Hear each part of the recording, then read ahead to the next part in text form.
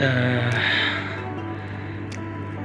nge-gym dulu, olahraga terakhir fitness beberapa bulan lalu. Kita nimbang dulu. Adek, hampir 100 kilo. Tidak.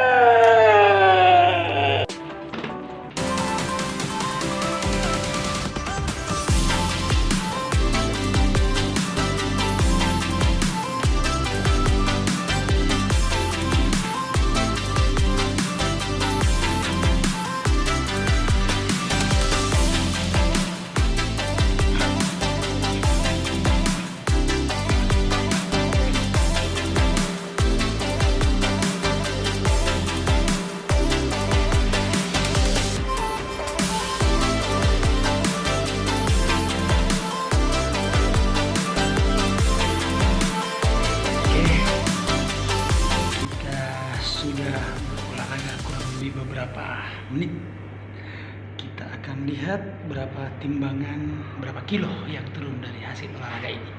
Oke, kita nimbang ya setelah selesai berolahraga.